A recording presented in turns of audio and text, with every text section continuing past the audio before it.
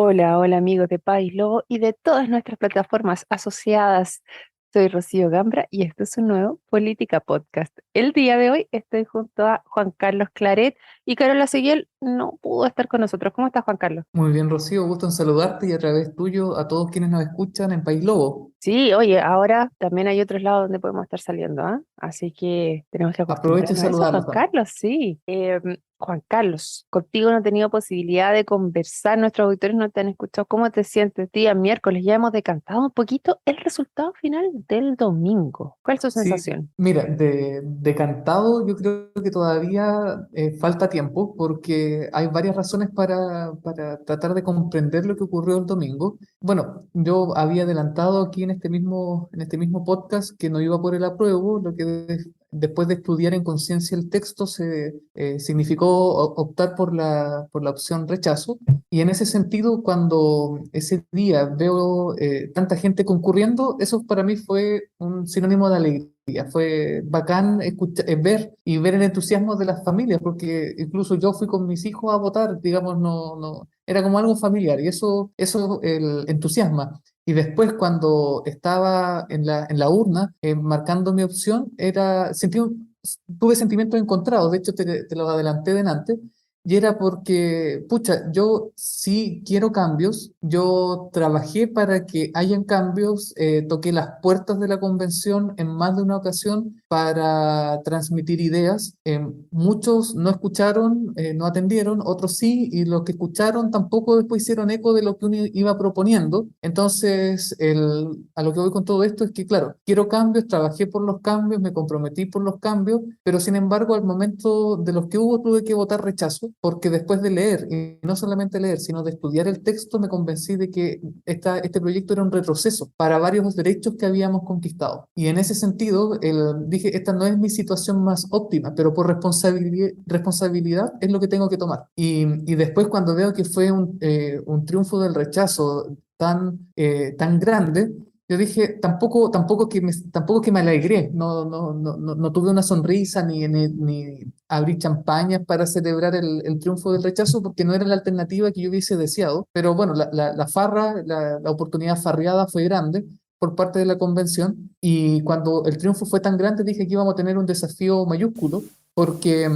bueno, ¿cómo vamos a negociar con una postura que quedó tan disminuida? ¿Cómo hacemos de que la derecha, particularmente sectores de más extrema derecha, no se crean que esto fue un triunfo de ellos o que fue un apoyo a la derecha castista, digamos, sino que es una alternativa es un rechazo a un texto constitucional? Y como fue tan grande, no existe un solo motivo, sino que existen múltiples motivos. Cada gente habrá ido con sus razones, más de una razón, para marcar rechazo en su voto. Sí, efectivamente, totalmente de acuerdo contigo, Juan Carlos. Existen múltiples razones que llevaron a esto. Algunos dicen que cada uno tenía su propia razón y con eso se fueron llenando y por eso fue tan abrumador el rechazo. Desde País Lobo y yo me he dado una vuelta muy grande para tratar de escuchar a todos los que quieran ser escuchados, de cuáles son sus reflexiones, de por qué esto pasó, cómo se sienten, para dónde vamos. Y pueden revisar todas las entrevistas en www.paislobo.cl, ¿ah? Aprovecho para pasarle el dato. Pero también algunas en que he concertado para la otra semana. Por ejemplo, conversaba con una chica que se llama Helga, que es de Concepción, y ella ha estado muy metida en los movimientos costeros, y también me decía esto mismo, o sea, ella es asistente social y de lo que ella recoge es que efectivamente son múltiples las razones, muchas, cada uno tiene una distinta. Igual había una encuesta, Juan Carlos, ¿te acuerdas que lo conversamos antes de entrar, que nos decía que el proceso efectivamente había sido como la mayor de las causas por las cuales ganaba el rechazo? Pero más allá de eso, yo me pregunto, las personas extra que votaron, porque no tenían que votar, porque estaban obligados, porque si no tenían que pagar multa, eso creo que fueron como 4 o 5 millones de personas más de la última elección, esas no habían sido escuchadas antes. Igual me entra la duda si, porque si vemos los 4 millones y tanto con los que ganó Boric, fueron los mismos que sacó la prueba ahora. 200.000 votos más. El El aprueba apruebo, ahora. sí. Ya, ¿eso quiere decir que los otros rechazaron la propuesta? ¿Rechazaron que que los hayan llevado a votar, porque igual hubo súper pocos nulos y blancos, no sé si te diste cuenta. O sea, igual suman, digamos, o sea, son 270.000 votos nulos y blancos. O sea, Pero en un si, universo de 13 millones de votos, claro, es la si nada. descontamos, a ver, si a los 13.200.000 que votaron, o eran 13.020.000, no recuerdo bien la proporción, a los 13 millones que votaron, le añadimos los que son nulos y blancos, considerando también aquellas personas como mis suegros que por estar con COVID no pudieron ir a sufragar, descontando los chilenos que residen en el exterior y que no se inscribieron para votar, más las personas privadas de libertad que tampoco se inscribieron para votar en sus recintos penitenciarios, y más la gente que murió desde que se estableció el padrón a la fecha de la elección, uno podría decir que si bien es cierto, votó el 85% del padrón, en la práctica votó el 100% de quienes podían votar, digamos. Entonces, esa concurrencia es extraordinaria. Y claro, en ese universo la cantidad de blancos y nulos es menor. Sí, o sea, yo te digo que también me pasó que tengo parientes en España y ellos se buscaron y efectivamente salían habilitados para votar acá. Y ellos no habían acá hace más de 10 años. Y estando inscritos en la embajada, como tenían que ir a acercarse antes para votar, para ser inscritos allá, salían como para ir a votar acá. Entonces hay un universo de personas que está afuera, que no se inscribió en la embajada para votar, que igual aparecía. Entonces concuerdo contigo que probablemente los que efectivamente estaban aquí en Chile para ir a votar y no fueron sobre el 90%, yo creo. Y más de 500.000 personas que se excusaron a lo largo del país de sufragar ese día, que estaban haciendo fila en las comisarías. O No, pero sea, de verdad el universo fue grande. Casi la totalidad del padrón, una elección nunca antes vista, considerando de que la inscripción era automática, porque antes había que irse a inscribir. Es primera elección donde hay voto obligatorio, pero también con una inscripción automática. entonces todo ese resto del país, o sea, de los 8 millones que fue ahora a los 13 millones o 5 millones de diferencia, no siguieron un patrón de lo que los que votaban sí hacían. Me refiero a que no se mantuvo esa diferencia, sino que vinieron como voto nuevo totalmente al rechazo. ¿Será así?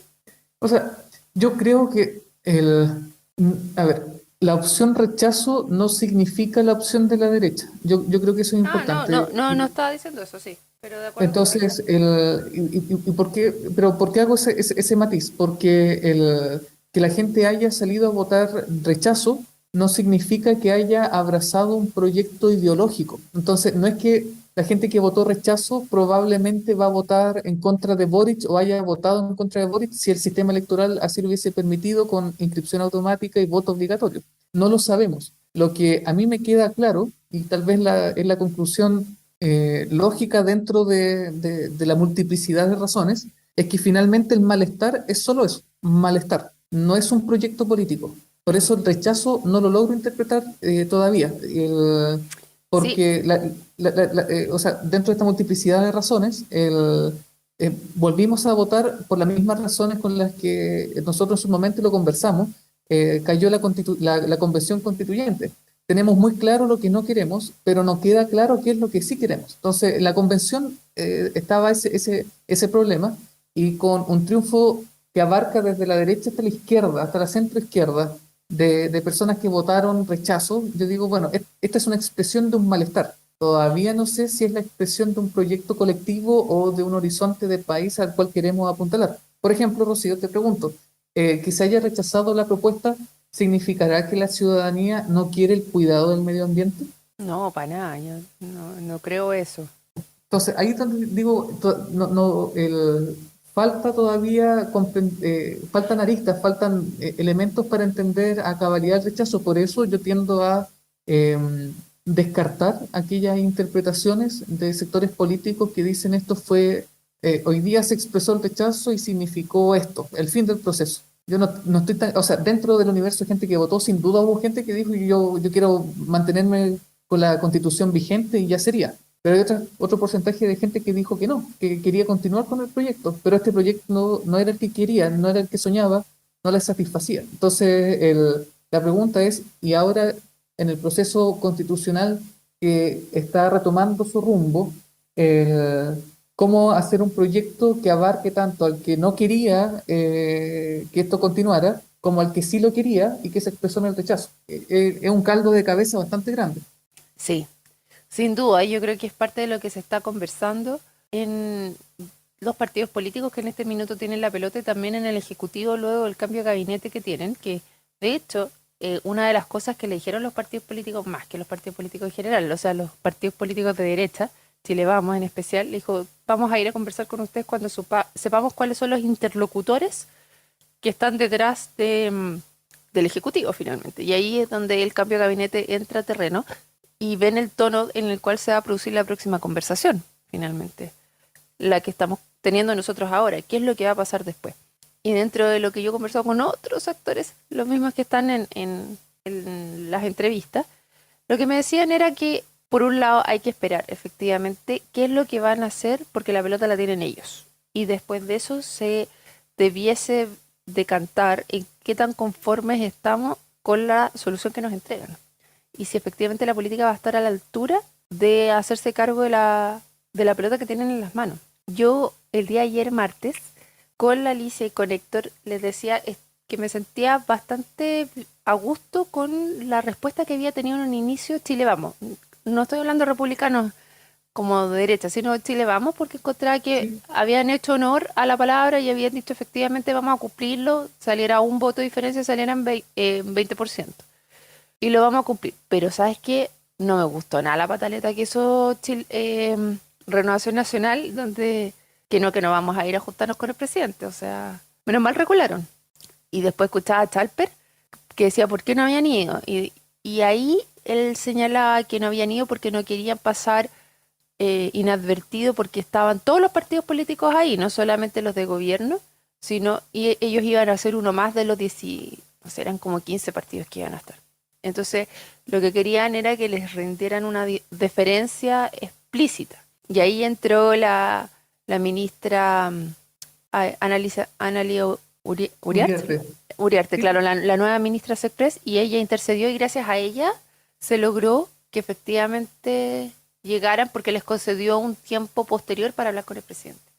Bueno, Interesante las señales de que hecho, recibimos. a Ana Lía Uriarte yo la conocí cuando era jefa de gabinete de la presidenta Bachelet. Más de una ocasión me tocó reunirme con ella en La Moneda, Ya. sobre todo a puertas de la visita del Papa a Chile. Entonces, una mujer por la cual no tengo ninguna simpatía personal, ¿En pero serio? sí, pero sí, porque además es profe de mi facultad. Ella está vinculada al tema medioambiental. Entonces, la conozco. No le tengo simpatía personal, pero sí le tengo una admiración profunda en su desempeño político. O sea, es una mujer, digamos, que en cuanto a las operaciones políticas, ella saca adelante sus proyectos. Yo creo que el nombre, más que el de Carolina Toa, el de Ana Lía Uriarte, digo yo, creo que, o sea, creo que va a tener, digamos, el gobierno a través de ella un camino bastante llano, porque Ana Lía Uriarte se caracteriza por eso. Me van a disculpar la comparación, pero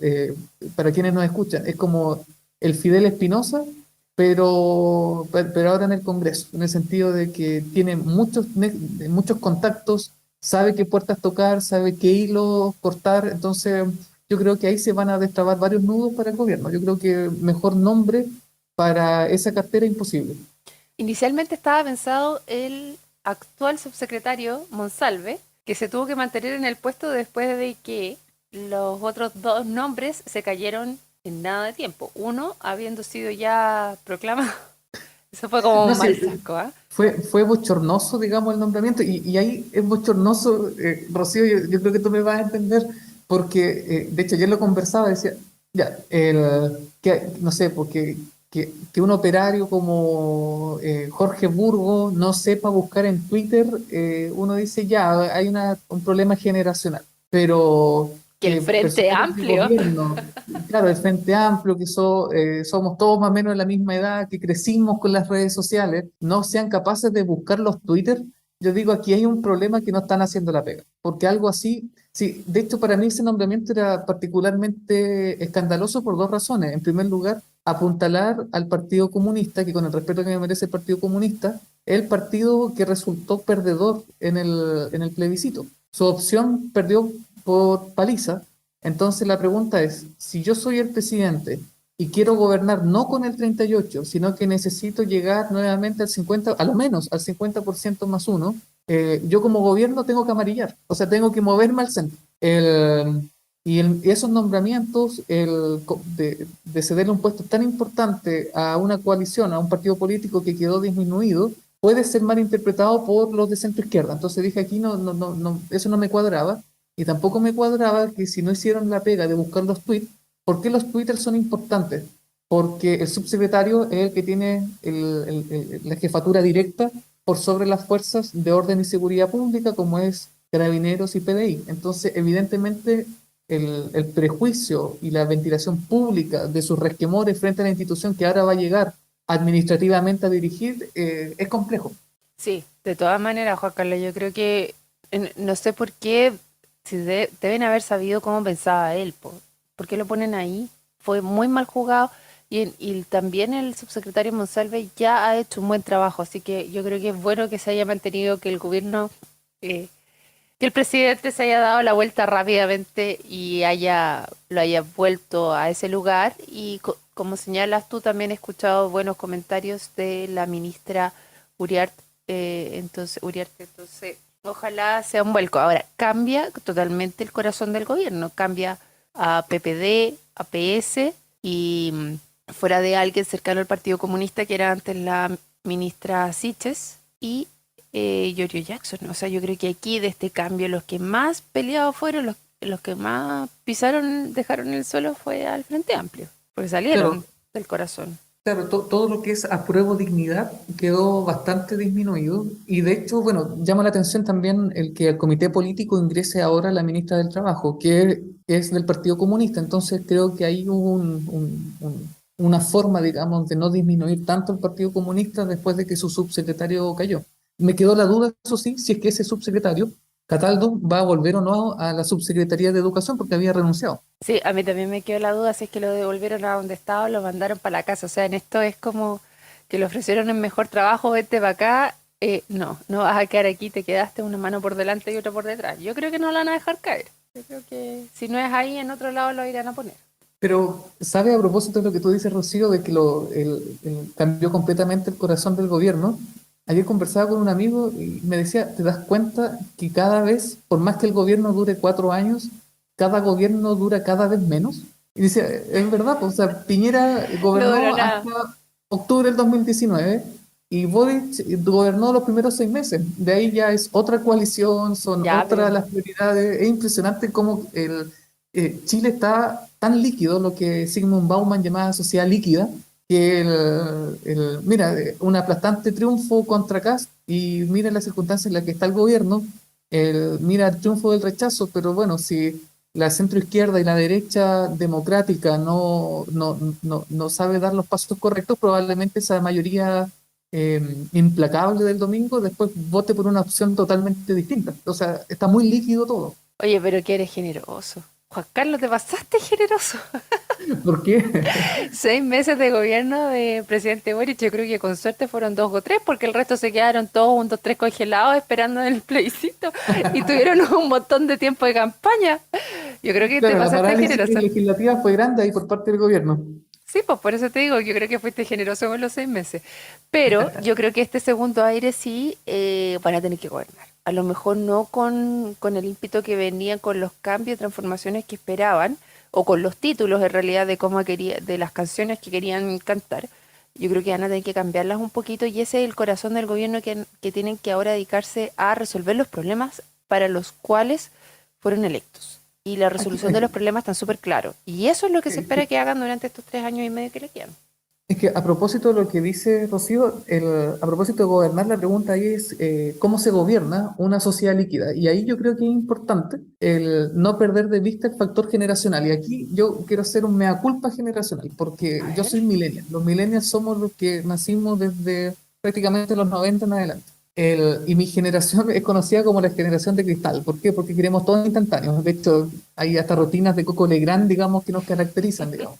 Entonces, yo creo que lo que ocurrió el domingo nos puso de frente, o mejor dicho, fue una pasada de cuenta generacional, pero no generacional por la edad de la gente que fue a votar, sino por el mensaje. Y yo creo que el gobierno, sobre todo a propósito cómo gobernar de aquí en adelante y de que haya vuelto los 30 años al corazón de la moneda, es que el gobierno, a partir de esta elección, y me imagino que habrán tomado nota, es que se le refregó en la cara esta frase que fue tan criticada por el mismo presidente Boric, en la medida de lo posible. Entonces, ¿qué significa esto? Gobernar ahora significa que vamos a hacer lo que la derecha dice. Uno dice, no, no es sensato esa postura. Vamos a mantener incólume nuestro programa de gobierno, tampoco parece sensato. ¿Qué es lo que hay que hacer? Gobernar nuevamente en la medida de lo posible. Y no sé si existe otra forma de gobernar, pero ¿qué significa esto? Que no sé, Chile dijo no a la plurinacionalidad. ¿Significa entonces renunciar al reconocimiento a los pueblos originarios? Yo creo que no. Pero podremos avanzar, no en plurinacionalidad, pero sí en multiculturalidad. Yo creo que sí podemos avanzar. ¿Qué significa esto? Que si yo estuviera en el gobierno y el presidente me preguntara, yo le diría, ¿sabe? Lo mejor es enemigo de lo bueno. Si usted tiene 1 metro cuadrado para construir, construya. Yo sé que 1 metro cuadrado no es lo óptimo para habitar, pero por lo menos asegúrese esa conquista. O sea, no por la situación actual va a dejar de avanzar en las urgencias de la gente. No puede volver a ocurrir, no es que vamos a dejar todo para después del plebiscito. Porque bueno, en la constitución actual permitió, por ejemplo, que el copago de FONASA en los tramos C, D y E se puede hacer. Entonces, bueno, ese 1 metro cuadrado no lo puede perder. ¿Podremos avanzar en una reforma de las pensiones con la constitución vigente? Sí, sí podremos. Tal vez no es el proyecto que sueña el Frente Amplio, pero por lo menos podremos avanzar en incorporar criterios de solidaridad. Yo creo que sí. Entonces hay que asegurarse esas conquistas y para eso el gobierno cuenta con los votos, porque si bien no es mayoría el Frente Amplio en el Congreso, sí hay una derecha democrática, sí hay una centroizquierda que necesita esos cambios para sobrevivir también. Oye, Juan Carlos, solo para hacerlo súper correcto, el dicho es, lo perfecto es enemigo de lo bueno, por si acaso. O lo mejor, ya a mí me lo enseñaron como lo mejor es ¿Ah, sí? enemigo de lo bueno. Mira, nos enseñaron distintas cosas, pero para el caso es lo mismo. Es decir, no tiene que estar todo específicamente listo para que uno empiece a trabajar. Y en ese sentido, con que puedas tener pequeños logros que puedan ir haciendo grandes cambios finalmente en la vida de las personas. Y ahí es donde me recordé a Ricardo Lagos que de nuevo aparece en Gloria y Majestad, nuevamente, como un farito de hacia dónde ir caminando.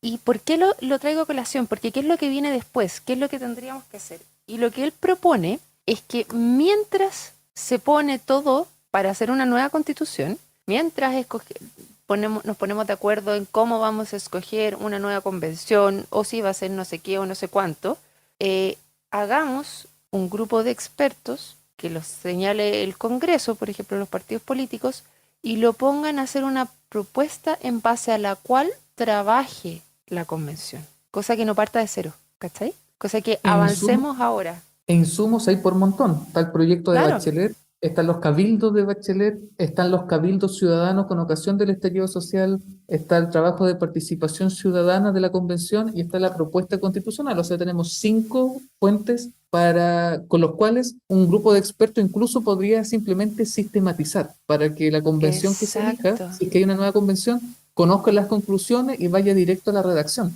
Exactamente, y eso no me pareció tan tirado a la mecha. Y aparte hay el Chile que queremos, el Chile que pensamos que viene del CRUCH, también del ¿Sí? Consejo de Rectores, también está como insumo. Aparte de tener todas las constituciones del mundo, pero y también la Claro, que tenemos y nos rige actualmente, pero hay mucho insumo del cual se puede trabajar, que pueden hacer como a lo mejor distintas propuestas, pero partir de una base ya más disgregada, no de cero nuevamente, y que podemos ganar sí. tiempo. Sí, es que tú lo dices bien, el tiempo, porque el gran dilema que va a tener cualquier proceso constituyente, para lo cual incluso me he hecho la pregunta si es que existe agua en la piscina para iniciar un nuevo proceso constituyente, porque lo que la gente necesita es algo rápido, soluciones rápidas. Venimos 3 años, digamos, discutiendo lo mismo y el electorado se puede cansar. Entonces, la posibilidad de que el electorado después de ver de que la democracia demora mucho en solucionar los problemas, no sería extraño entonces que opten por estos caudillos autoritarios que prometen soluciones rápidas y eficientes. Entonces es ahí donde yo creo que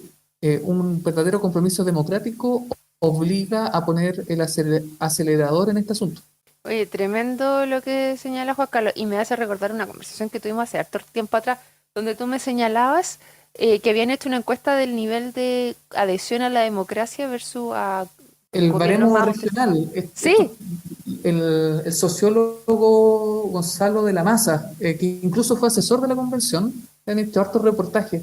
Él en la ULA, desde hace muchos años, viene haciendo este baremo regional, y que claro, en la región de los lagos, la democracia hasta 2015 tenía el 90% de adhesión, y sin embargo actualmente se dio terreno ante la opción de que autoritarismos son convenientes si es que solucionan rápido los problemas. O sea, en último término, lo que está hoy los día, Bukele. cuando uno dice la pelota está en la cancha de ellos, uno se podría preguntar, bueno, ¿qué es la pelota? Y la pelota no es más que la legitimidad de la democracia. Yo creo que la democracia es el mejor sistema de gobierno y es preferible a cualquier otro, pero no voy a obligar a otras personas que crean lo mismo si es que la democracia dilata demasiado la toma de decisiones. Es Sí, ahí po, donde es importante entonces un buen diseño institucional, que era lo que la propuesta constitucional digamos, carecía. eh, carecía. Y eso es lo que en parte motivó igual mi voto rechazo.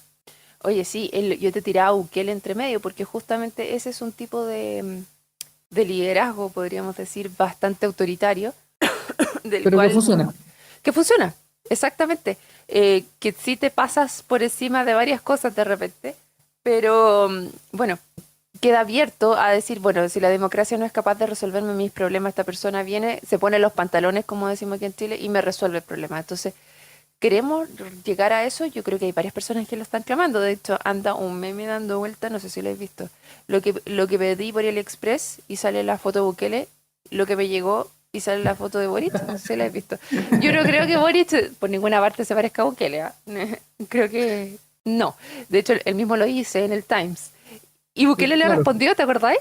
claro, que le dijo lo importante no es que se parezca a mí, sino que los chilenos lo reconozcan, fue algo así. Claro, como que los chilenos se identifiquen conmigo, una cosa por ese estilo.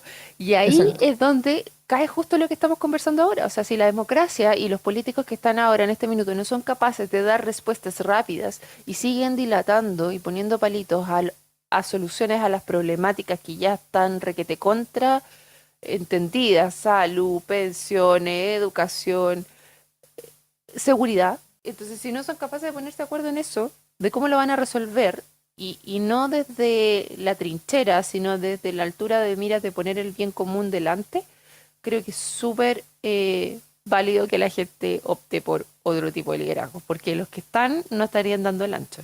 Claro, ahora, vuelvo a insistir, que muchas veces no se dé el ancho, no responde solamente a que los políticos sean corruptos, sean ineptos, como uno suele escuchar en la calle. De repente, esa ineptitud de la política obedece a un diseño institucional. Es como, da lo mismo el rostro, pero lo que puede o no puede hacer Claro. es lo que le delimita, digamos, su rango de acción. Por eso es que es importante que dentro de tantas noticias contingentes, no perdamos de vista por qué es importante retomar la discusión constitucional. Porque claro, la constitución vigente, a mi modo de ver, ofrecía un sistema, un diseño de instituciones mejor que la propuesta. Pero ese diseño constitucional de nuestras instituciones vigentes, aún así adolece de muchos vicios institucionales en cuanto a la rapidez, a la toma de decisiones, a las posibilidades de veto, que eso sí o sí se tiene que cambiar. Sí, y junto con eso, o sea, por eso yo creo que es sumamente importante que hagamos varias cosas a la vez. Si las instancias están, si se puede, porque por un lado podemos efectivamente, el gobierno tiene que dedicarse a gobernar. ¿Qué significa esto? Tiene que presentar los proyectos de ley que se hagan cargo de los principales problemas sociales que se hacen cargo a través de proyectos de ley. No, no se resuelven en una constitución per se. Pero por otro lado, también tienes el Congreso que tiene que entrar a picar y a dejar escrito esos proyectos de ley, porque en proyecto puede quedarse mucho rato. Y por último, mientras el gobierno está presentando estos proyectos de ley, que los debe haber tenido meridianamente avanzados, el gobierno puede sentar las bases, el borde de cómo actuaría el nuevo proceso constituyente, y después son otro organismo, ese otro proceso constituyente, ese otro grupo, que nos entregue esto. Y si mientras tanto, mientras se escogen esas personas que son parte de esa constitución, que la gracia sería que tuviéramos una constitución que fuese respetada por todos. A lo mejor que no a todos les gustase, pero sí necesitamos al menos un 60 o 70% de la población que te diga, vamos, dale, ¿cachai? Y no el 50+1. Claro. Si eso lo logramos, ¿cachai? Tendríamos una constitución validada, hecha en democracia, de la cual nos podríamos sentir orgullosos de que fuimos capaces de darle una salida institucional a un estallido social. Y además, si logramos que el gobierno y el Congreso actúen de la manera que se supone que tienen que actuar, o sea, por el bien común, y resuelvan estas problemáticas y no se queden entrampados en llevar agua para su molino, podríamos estar en un Chile espectacular. ¿No crees tú, Juan Carlos? ¿Será Claro, o mucho sea, pedir? eso es lo que está en juego, pero para que eso se consiga es necesario caminar y masticar chicle. O sea, como tú dices, hacer varias Así cosas es. al mismo tiempo. Pero, por favor, y a quienes nos escuchen, no perdamos el interés, aunque suene contraintuitivo, en las necesidades de cambio constitucional. Porque la constitución vigente, si bien, como les vuelvo a insistir, tiene conquistas que el proyecto que se rechazó tiraba por la borda y por eso digamos, en lo personal no defendí la propuesta constitucional.